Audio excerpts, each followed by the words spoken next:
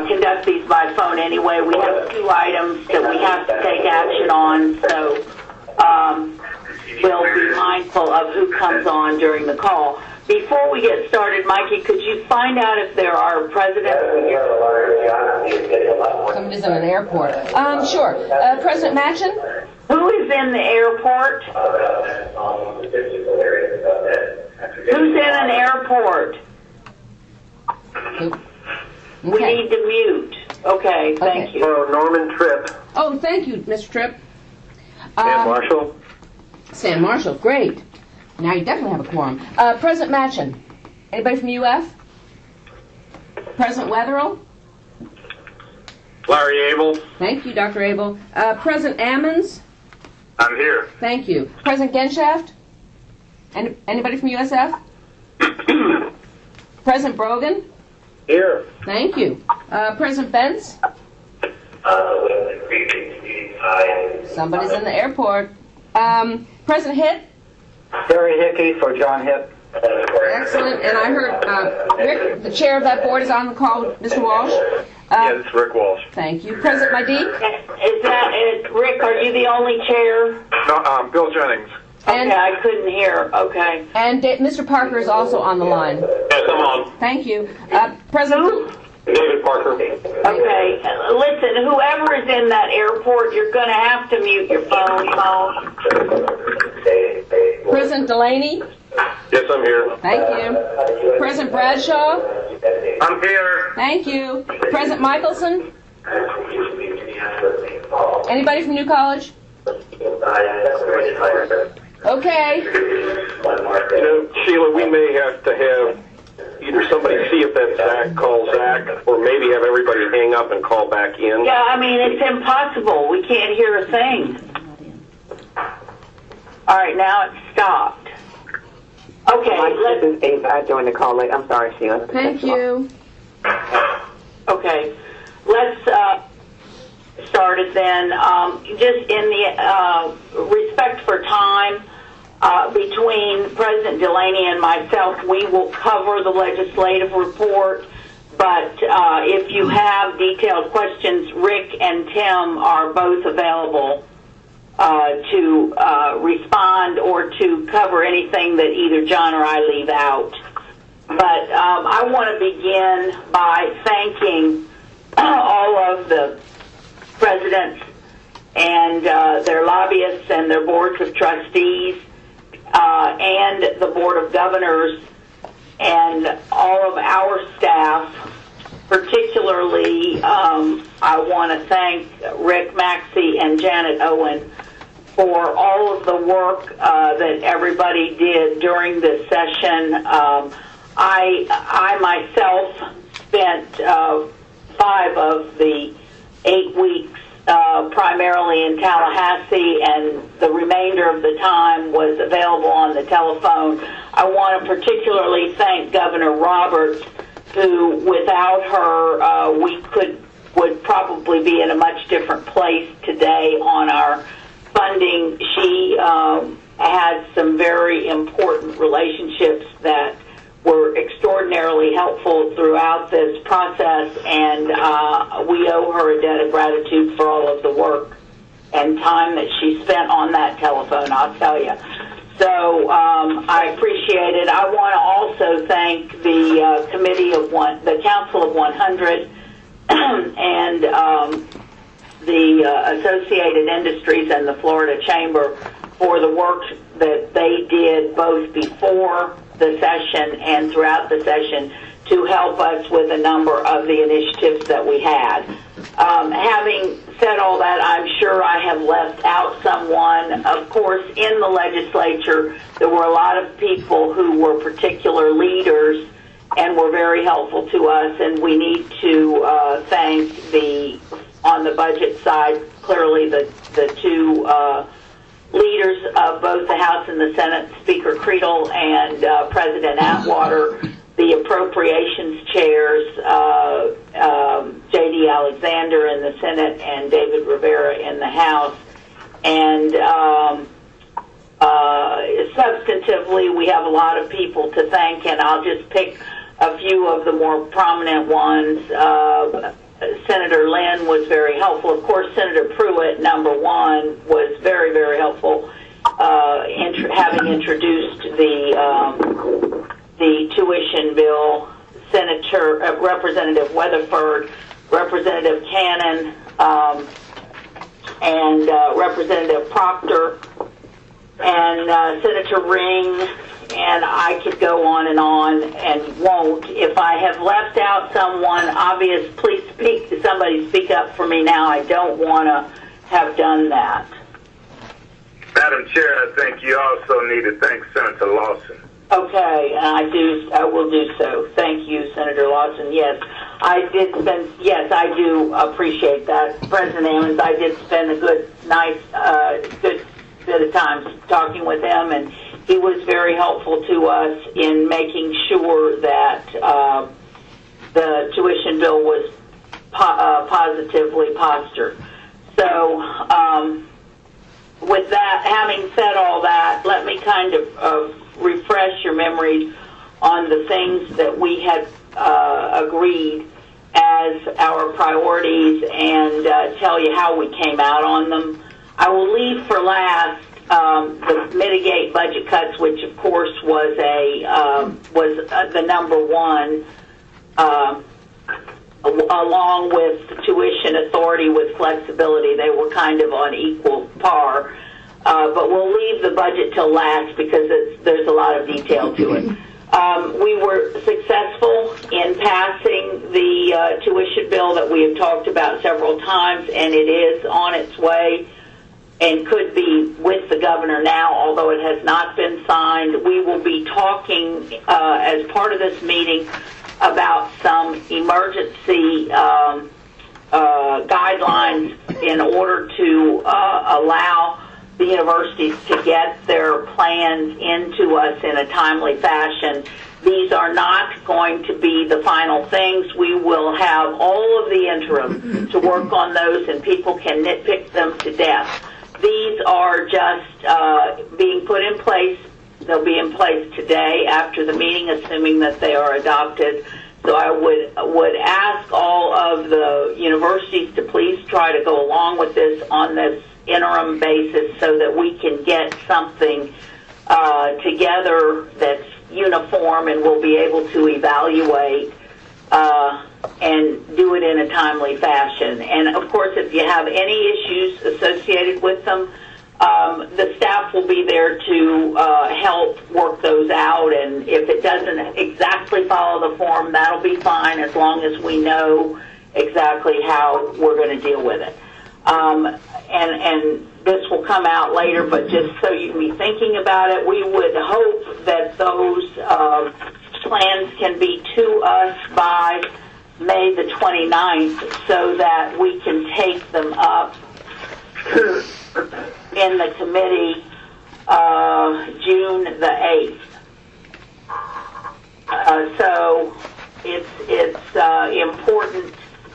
And they've been on our website for a few weeks, and I think that Tim has told me yesterday that all of the financial people at the universities have reviewed them. So hopefully we're going to have very little problem with using these on a temporary basis. Moving right along, hand in hand with that tuition was the ability to have an arrangement and an agreement with prepaid with respect to those contract holders that exist today, most of whom are exempted from the payment of the differential tuition. And that bill, which you all had agreed to the agreement that was entered into, it has passed.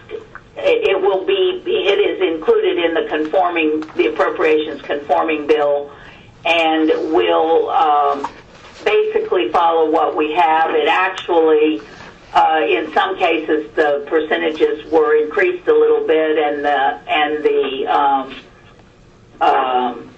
phase-in or the ratcheting up over the size of the reserve has more stops in it. So by and large, it's the same thing, but worked out maybe a little bit better if they have happen to build up large reserves sometime in the future. The other items that we were very interested in doing were to complete the funding for the 2 new medical schools that was being counted on by the accrediting agencies, and very important this year because this is the year that the new students begin in August, and so that funding was obtained in the full amounts that were requested through the Board of Governors LBR and as requested by the universities.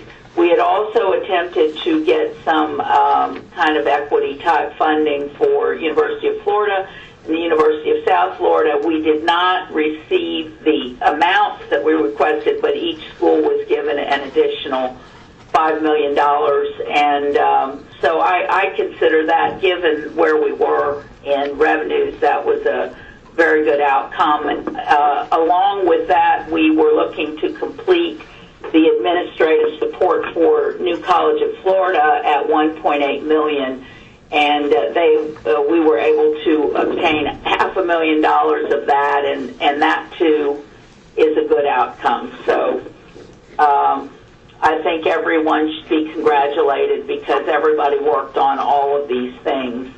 We had several other bills that we were supporting. I won't go into all of them because it'll take forever, but suffice it to say that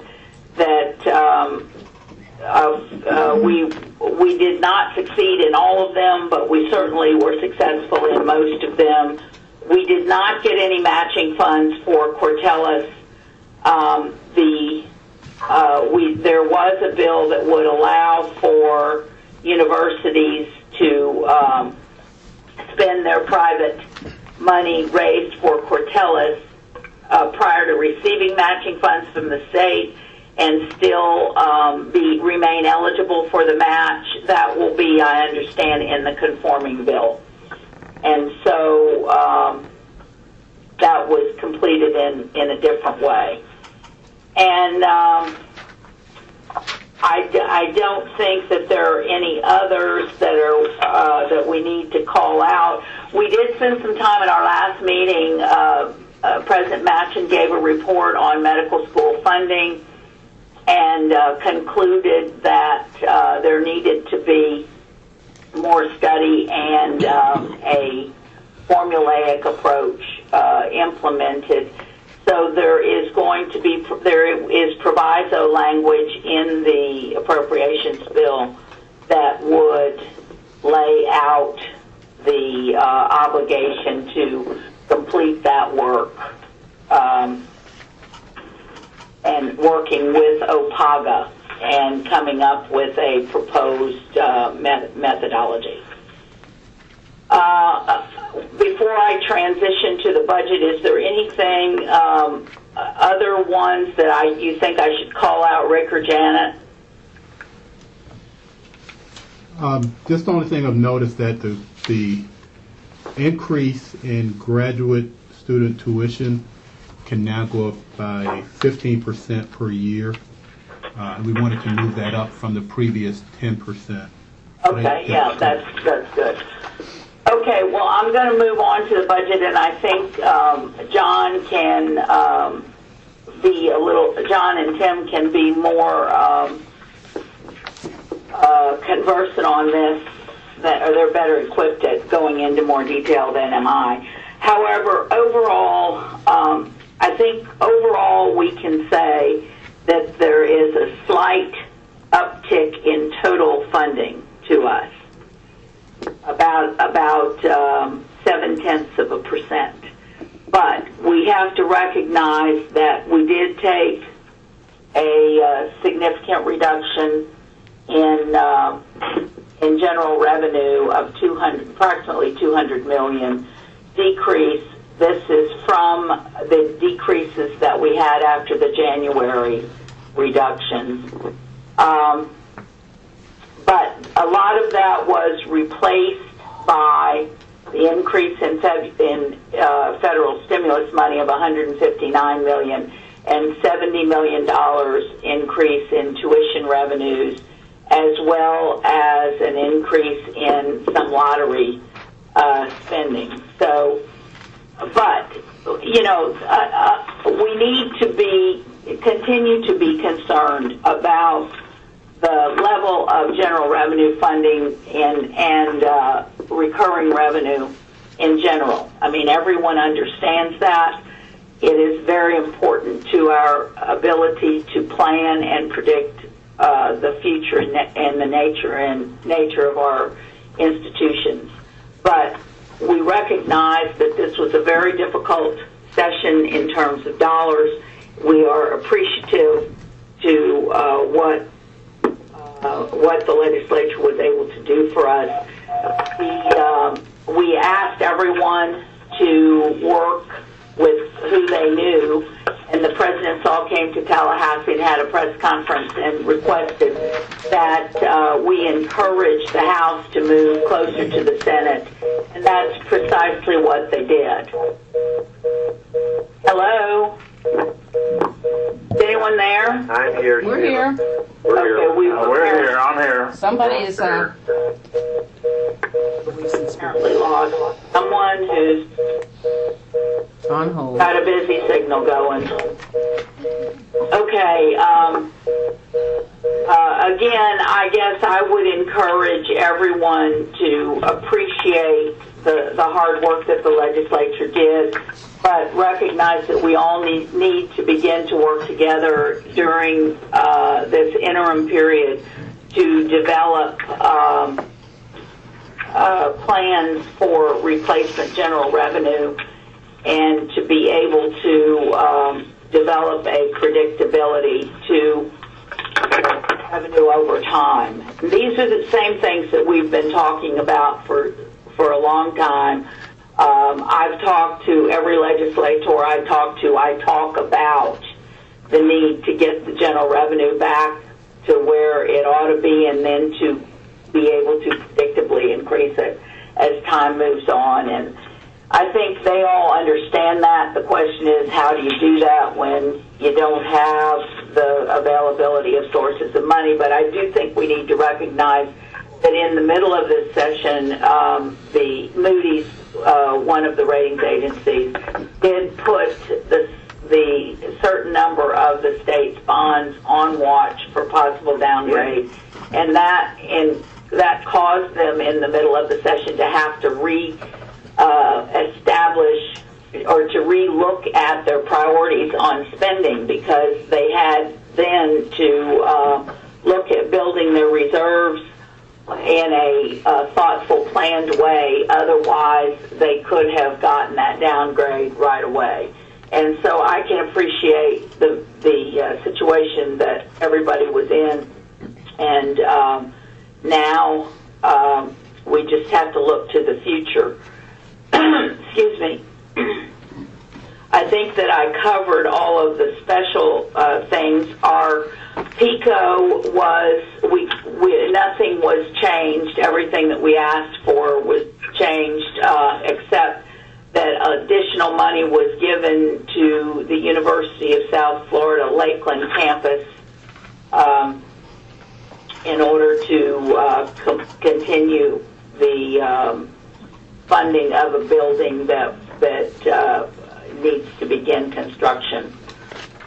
And I guess that's all that I can say. I mean, the one thing about the budget, all of state government employees have to take a salary cut, and the universities were excluded from that, purpose of which was to allow flexibility on how the universities can reduce their spending as they see fit.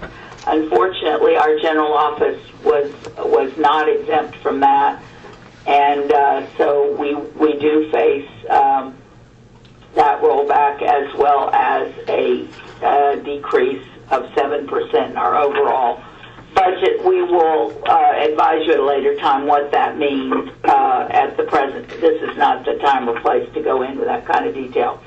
So with that, I want to leave this on a high note, because I think that what I learned in this session is that the legislature in general does understand that the universities now are a very key player in our economy, and that it is very important that we remain healthy and of the right quality, and to be able to keep the engine running.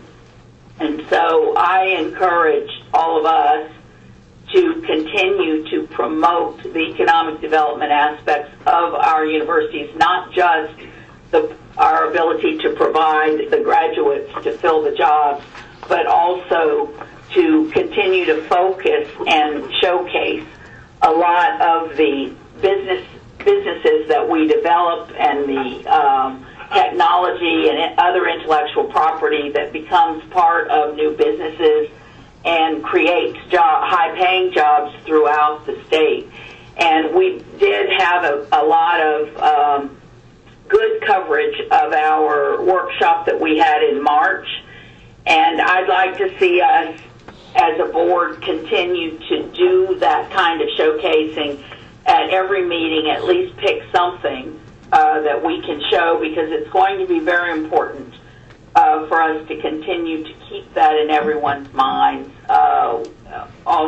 because we need to continue to keep the highest quality faculty that we can, that has the ability to bring in the National Science Foundation, the National Institute of Health, other private grants to enhance our ability to continue to contribute to the health of the economy in our state. And boy, let me just say, I sat back in my chair, and I would be very remiss, because the person I left out is probably the most important person, and that is the governor. And I have to really thank Governor Christ and Dean Colson and Governor Christ's staff for all of the work that they did leading up to the session in the development and support of his initiative on the tuition flexibility, and the help that they gave us in getting it passed. And boy, that would have been the faux pas of the century if I had forgotten that. So I'm very glad at least part of my memory came back today. So with that, I'm going to turn this over to John, and John, you can go into more detail, please, on the budget if you think it's necessary. Yeah, no, I think you covered it very well. I just have a couple little color commentary additions. Before mentioning the budget, the volume of bills that we passed this year, I don't remember ever passing as many in terms of the number, and also we didn't get many that had a whole lot of warts on them. You know, some of the bills were particularly important to certain universities, and some kind of popped out. But it was really a good session that way. I'm not sure the significance of the tuition authority bill has really sunk in. That's a sea change for Florida, with prepaid and potentially bright futures no longer being an anchor on getting tuition to a national average. It's really a different climate. It generates about $40 million this year, $39 million. Next year it generates over 100. The following over 200. It starts to go up in increments of over 100 million after that. So literally in the budget year that will start 2 years from July, it's, I think, 200 to 208 million. And to get a little sense of scale, the stimulus, the 30% of that needs to go to need base, but the stimulus plan is about 159 million. And obviously one way we've got to replace that is to look at tuition, and we still have to do something to knock GR up. The stimulus money is roughly 8% of the budget, so what we've got to do is to try to find a way for universities to progress, just not keep our nose above the waterline.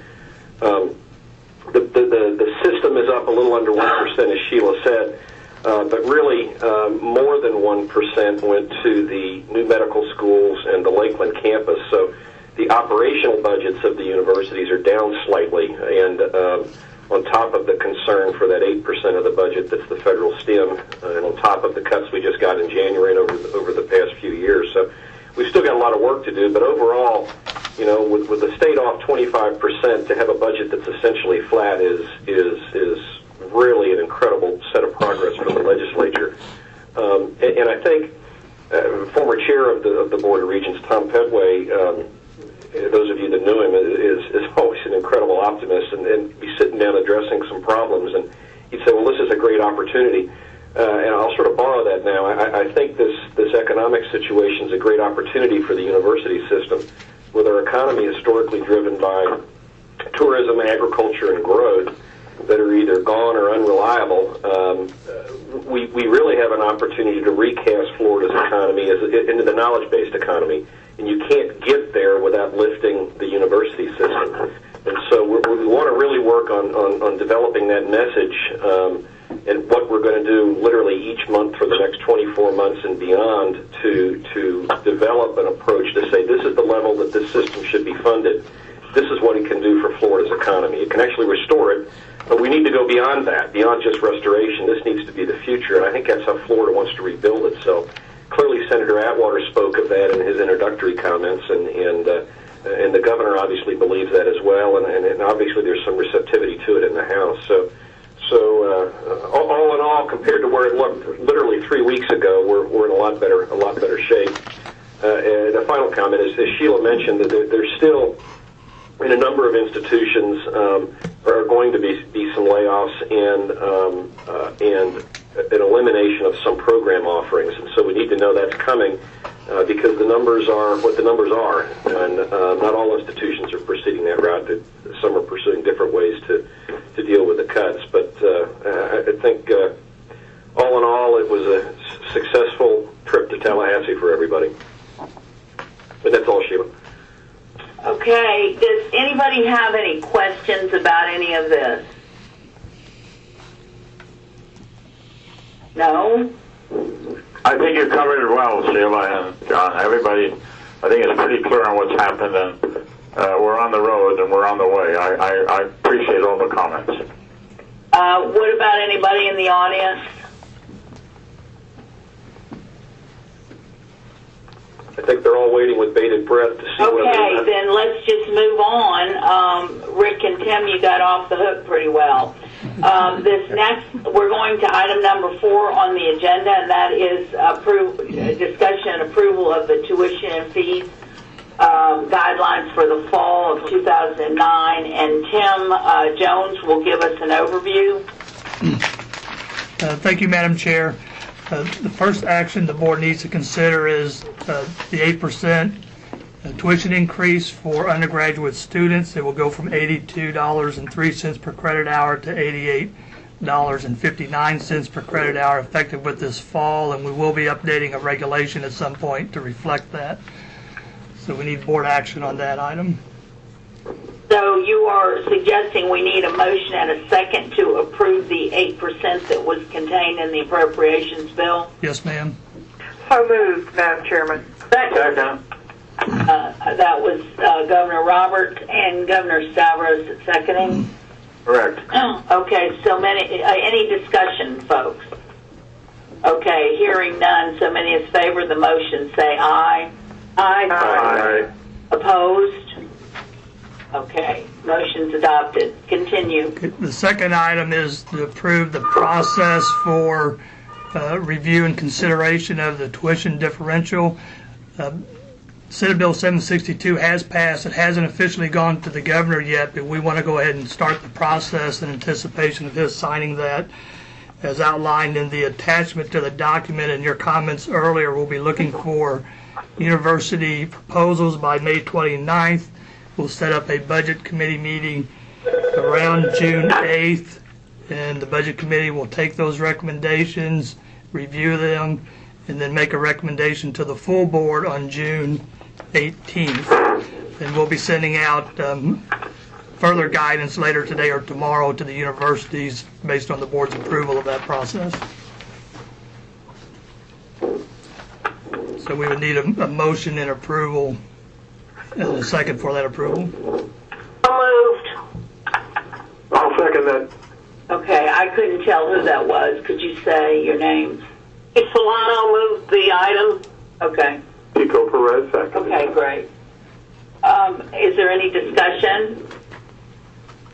So many in favor of the motion say aye. Aye. Aye. Opposed, like sign. Okay. The guidelines are adopted. Now our next item is the ratification of the new president of Florida International University, and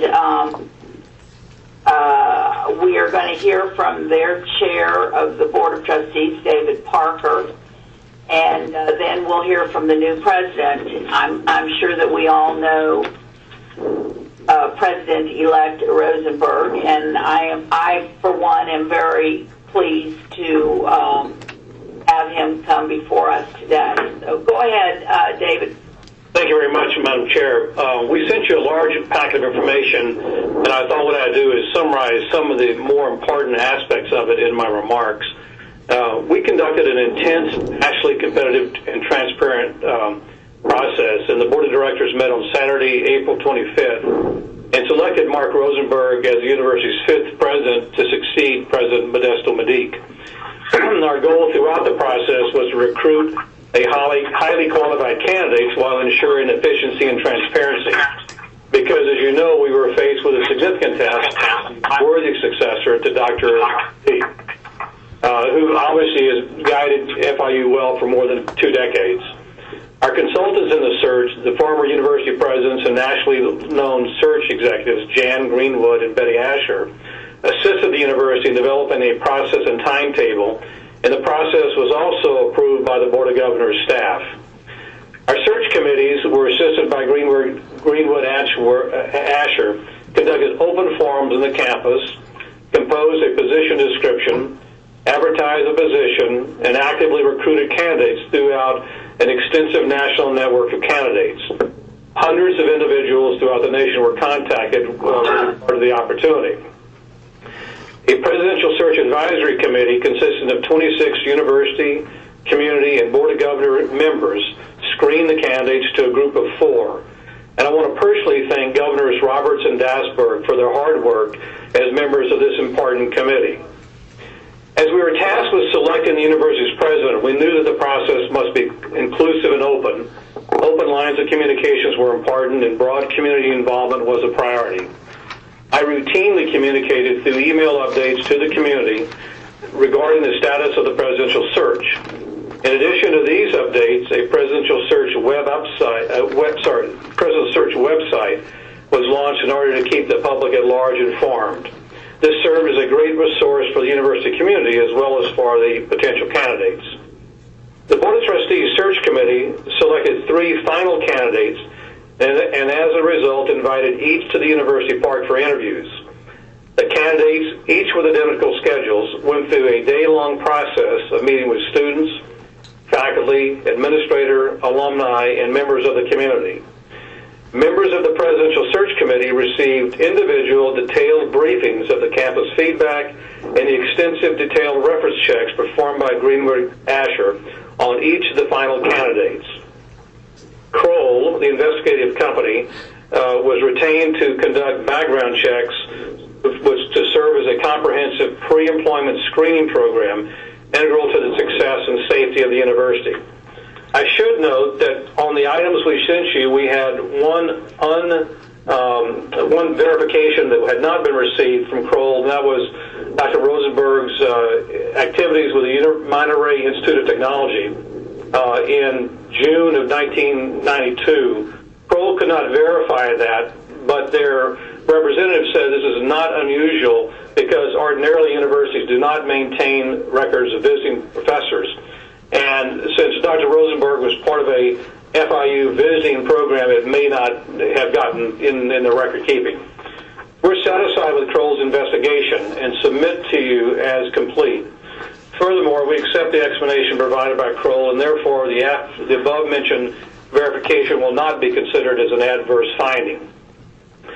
The entire search process equipped the board with the necessary tools in order to make an informed decision. On behalf of the Board of Trustees, I am confident that the process used concluded in an advantageous result to the university. The board feels strongly that Dr. Rosenberg embodies all of the qualities necessary and desirable in Florida International University's next president and is confident that he has the knowledge, experience, and leadership skills critical to the university's advancement. Mark has successful experience and ability to work in a multi-ethnic and diverse community. He has exceptional community support. He has significant academic achievements and has a track record in building sound relationships with a broad range of diverse constituencies. Mark brings with him invaluable experience that he gained during his tenure as Chancellor of the Board of Governors. We believe this is vital as the university navigates through such a difficult and trying financial times. Importantly, Mark has the integrity and work ethic essential to being the president of a large, complex university in a complex urban environment. Finally, he's been a part of this university's success for many years. As a result of our work and Dr. Rosenberg's qualities, the Board of Trustees of FIU is requesting that the Florida Board of Governors ratify the selection of Dr. Mark Rosenberg as the university's president. As a result of joint discussions amongst Dr. Rosenberg, Dr. Medique, and me, the actual date of transition will be August 3rd, 2009. Thank you very much. And Madam Chair, I'm now open for questions or if you'd like to hear from Dr. Rosenberg. I would, but I think I'd like to see if any board members have any questions of you on your process and or whether Governor Dasburg or Roberts would care to comment. I would like to, Madam Chairman. Go ahead. Okay, thank you. I was involved with this process from a very unique level. I was on the advisory committee, and it was a very interesting process. And many of you know this was my last university. This was the only university I had not been involved at some level in a presidential search, and some of them for more than one presidential search. So I went in it very interested to be involved at the level of the advisory committee. It was a unique and interesting experience. I was very impressed with Chairman Parker and with the leadership of that university and how he was careful from the first day of the search to when the selection was made of President-elect Rosenberg. It was a search that was done with such integrity and such great care to make certain that everyone was involved. It was an open and transparent process, and one that it was a pleasure. I sat for 2 days with the advisory committee, and to see the enthusiasm and interest of that committee and how they were so careful and so intent on selecting the right president. So I salute you, Chairman Parker. It's a very difficult time in a university, but you did it with great dignity and care, and I was impressed from the beginning and to the end. So thank you for allowing me to participate. Thank you. This is John Dasburg. I echo Governor Roberts' comments, and if you need a motion, I move Mark Rosenberg. If it's appropriate, I second. Okay, there's been a motion and a second. Is there any discussion? Sheila, this is John Delaney. Can I make a quick comment? Sure. Yeah, the staff has a negative recommendation. I'm kidding you, Mark. Depending on how this vote goes, Mark, we'll let you talk after. All right, there's been a motion second and no further comment. So many as favor the motion, say aye. Aye. Any opposed? Hearing none. Congratulations, Mark. Congratulations. Little clapping. No clapping. Thank you. Now, Mark, would you like to make a few comments? Yeah, just very briefly, Madam Chair, members of the board, I'm honored by FIU and by our community to have been selected to replace Dr. Medique, who has very large shoes to fill and an incredible legacy. And I want to tell you, Madam Chair and members of the board, that I'm thrilled to be able to work with the board again to continue to build a great system and to be able to focus on building a great research university. I do want to thank you, Madam Chair, and your team, President Delaney, for really stepping up and helping us to address the incredible budget challenges for this year. And I know the other presidents are very grateful for what you managed to accomplish this year, and also we're grateful to Governor Christ for his leadership. So I'm delighted to be back in the mix, and I'm ready to hit the ground running. Thank you. Okay, well, we're glad to have you, and this is great news, and I'm sure you'll do a great job. Does anybody else have anything they want to bring? Madam Chair, this is Ari. Before we close out the meeting. Madam Chair, this is Ari Lamont. I just, for the record, would like to point out that I was with President Rosenberg at Monterrey Tech in Mexico, so I remember because we took Charlie Reed there, and Charlie Reed never forgave us for the Mexican breakfast that was served to him that day. Madam Chairman, and one brief comment. First of all, I want to congratulate President Rosenberg. We welcome him with great enthusiasm and look forward to working with him. And to say that President Medic has been, his record shows what a great president can do for a university. When you go, and I'm sure we'll have many discussions about this before August, but to show where FIU was when he became president, where it is now speaks for itself. But I want to thank you, Madam Chairman, for your commitment during this session. You worked so hard, and it is an exhausting process, but I want to thank you for all your work. Well, thank you. Again, before we close out, I again want to reiterate how proud I was that the system worked together so well, and I think that this shows that we really can be stronger if we stay together. And I will point out, I had several comments from many members of the legislature. The most memorable was from Senator Pruitt, who told me that in the 16 years he's been in the legislature, he's never seen the system work together like it was this time. And so I think that's very important, and I do think they even appreciated it. So, anything else? Anybody in the audience have anything to add? Okay, hearing none, is there a motion to adjourn? I think our next meeting is in June. When and where, Mikey? 17th and 18th at UCF in Orlando. Okay, so we will see you then. We will probably have a couple committee meetings prior to that time. I would encourage everybody that's a committee chair to start working on your committee agendas very quickly here so that we can have a cohesive program and kind of focus in the areas that we need to be focused in. Thank you all very much for being on the phone and for all your hard work. Thank you. Bye-bye, thanks. Bye-bye. Goodbye.